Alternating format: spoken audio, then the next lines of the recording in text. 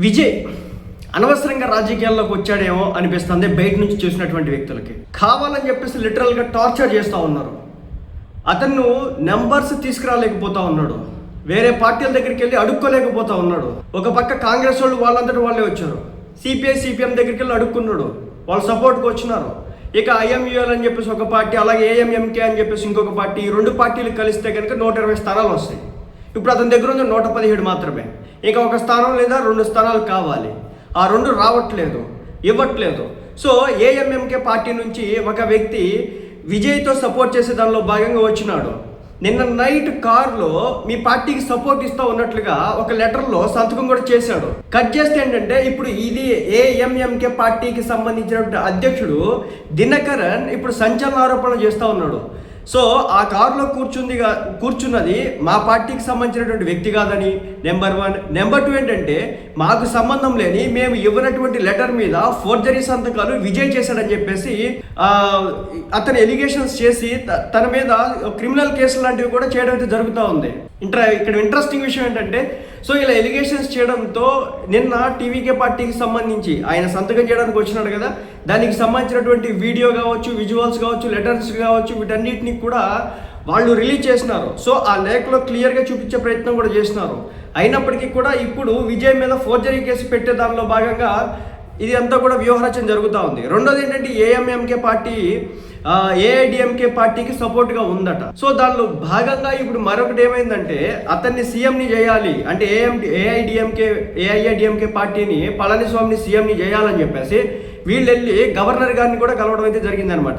So విజయ్తో కంప్లీట్గా దోబూచులు ఆడిస్తూ ఉన్నారు. సింపుల్గా చెప్పాలంటే విజయ్ కనుక ఇప్పుడు కనుక గవర్నమెంట్ అనేది తన నెంబర్స్తో కాకుండా అరువు తెచ్చుకున్న కాంగ్రెస్, సిపిఐ, సిపిఎం, ఇది ఏఎంఎంకే ఈ పార్టీలతో కనుక చేస్తే కనుక ఒక 6 నెలల నుంచి సంవత్సరం పాటు కూడా అతన్ని రాజకీయంగా ప్రశాంతంగా ఉండనివ్వరు.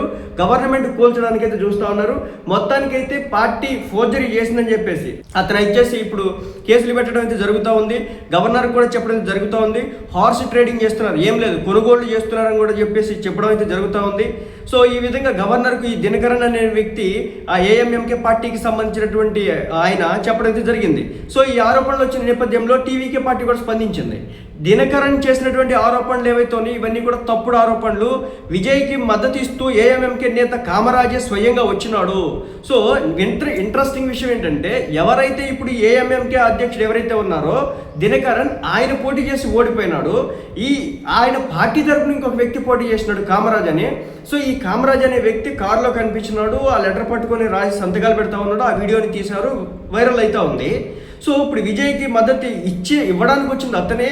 సో చివరాఖరికి ఇప్పుడు విజయ్నే ఒక బోన్లో నిలబెట్టేటువంటి ప్రయత్నం చేస్తున్నారు. స్వయంగా రాసినటువంటి లేఖ రిలీజ్ చేసినటువంటి వీడియోని కూడా బయటికి పెట్టినప్పటికీ కూడా అతన్ని కావాలని చెప్పేసి టార్గెట్ చేసి గవర్నర్ దగ్గరికి వెళ్ళి ఈ విధంగా హార్స్ ట్రేడ్ చేస్తున్నారు విజయ్ అని చెప్పేసి సృష్టిస్తున్నారు అనేది టీవీకే పార్టీ నుంచి వస్తున్నటువంటి వర్షన్ అనమాట.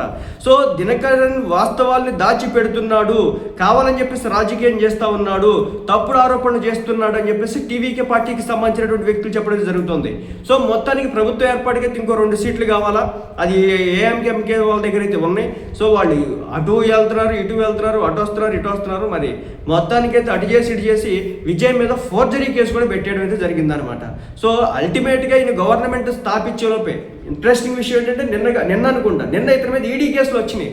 పులి సినిమాకి సంబంధించి అప్పుడు ఏదో 15 కోట్లకు సంబంధించి 1 కోటి రూపాయలు ఏదో తేడాగా చూపించాడని చెప్పేసి ఇతని మీద మళ్ళీ నిన్న ఈడీ కేసు కూడా నమోదైంది అనమాట. ఇట్లా ఉంది పరిస్థితి. మొత్తానికి అయితే ఫోర్జరీ కేసు అయితే నమోదు చేసినారు. మరి ఇది ఎటు టర్న్ అవుతుందో చూడాలి.